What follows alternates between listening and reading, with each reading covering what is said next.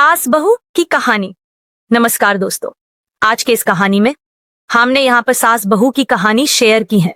इस सास बहू की कहानी से आपको बहुत कुछ सीखने को मिलेगा और जीवन में बहुत प्रभाव पड़ेगा और इसका महत्व समझ आएगा। एक लड़की के शादी को कुछ ही दिन हुआ। उस लड़की का नाम था मीना।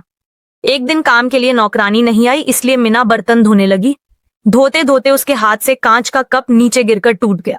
कप टूटते ही वह डरने लगी कि उसकी सास अब बातें जरूर सुनाएगी।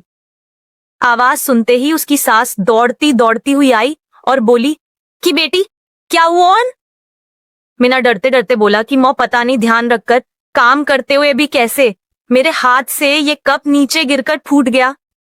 सास बोली कि बेटी चिंता मत कर, कप ही तो फूटा है, भाले ही इसके कितने ही टुकड़े हो गए हो अज्जी, पर मेरी बेटी के दिल के टुकड़े ना हो। मेरी बहू से महंगा क्या ये कप है, और हो तुझे अभी ये सब करने की क्या जरूरत आ पड़ी? मेहंदी भी नहीं उतरी तेरे हाथों के। अभी तुम कुमार के साथ ज्यादा से ज्यादा वक्त बिताओ और एक दूसरे को समझो, तभी तो तुम दोनों की प्रेम मजबूत बनेगी। तुषा इधर आना, अपनी भाभी का ख्याल रख, अभी इस घर में नई आई है। मीना तुम मुझे अपनी मौ ही समझना, मुझे भी तुम्हारा दिल जीतना है, सास बनकर नहीं मौ बनकर। शब्द क्या मानो अमृत के घूंट थे। देखते देखते मीना की आंखों छलछला गई। वह सास के पैरों में गिर गई और बोली कि मैंने एक मौ छोड़ी है तो दूसरी नई मौ पाई है, बल्कि ये मौ तो पहले वाली मौ से भी ज्यादा ममता मेरे लिए रखती है। यदि घर में कप टूट जाता तो मौ भी दो बात कहे बिना नहीं रहती। रात को मीना की जैसे नींद ही उड़ गई। रह रहकर शाम की घटना याद आ रही थी।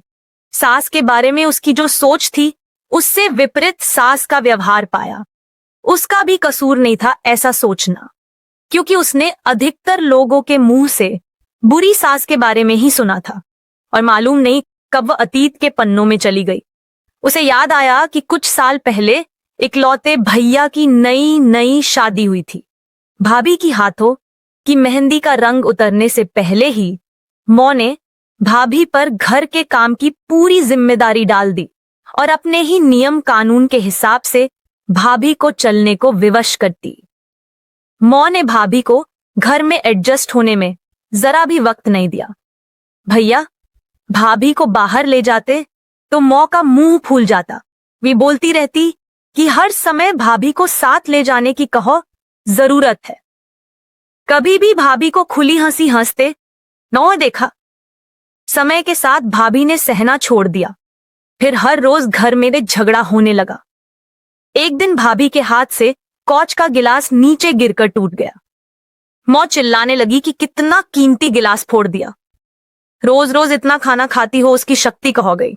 अपने मायके में गिलास फूटा होता तो मालूम चलता, कोई भी काम ठीक से नहीं होता, ना जाने कहो ध्यान रहता। भाभी भी कड़क कर बोली कि हो मैं तो बैठी बैठी खाती हूँ, आप तो खड़ी खड़ी खाती है।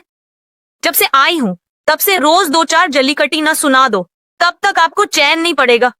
कभी मेरी मौ को तो कभी मेरे बाप को, हमेशा मेरे मायके वाले को कोसती रहती हो। दोनों तरफ से तीर बरसकर एक दूसरे को छलनी कर रहे थे। घर के अलावा उसने और भी जगह सास बहू के झगड़े सुनते सुनते डर सा गई।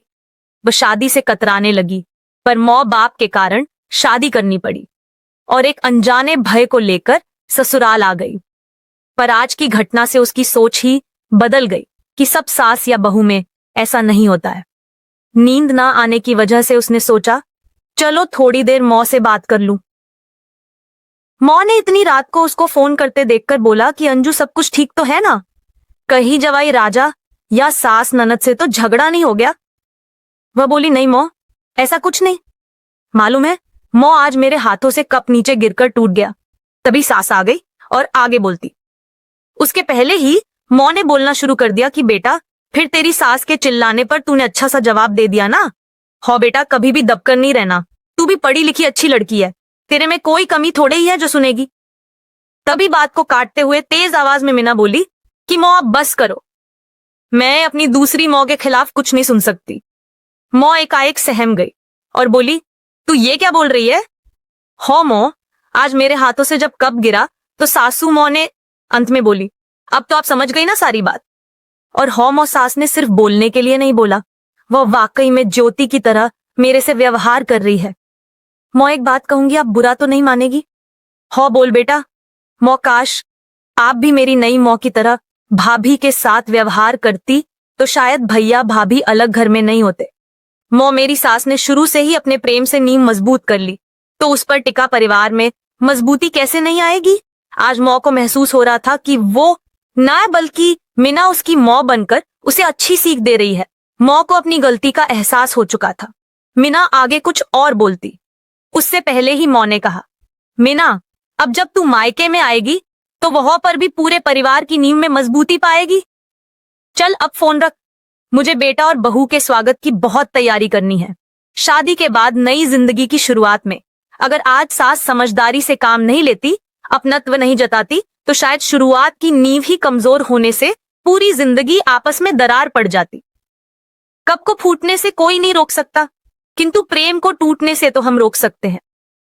कौच के टुकड़े भले ही हो पर घर के टुकड़े ना होने दे। घर में प्रेम का वातावरण बनाए रखे, एक दूसरे के सम्मान को समझे, इज्जत करे तो घर स्वर्ग बन जाएगा। आशा है आपको सास बहू की कहानी पसंद आई होगी ऐसी ही, और कहानी सुनने और पढ़ने के लिए हमें सब्सक्राइब अवश्य करें। धन्यवाद।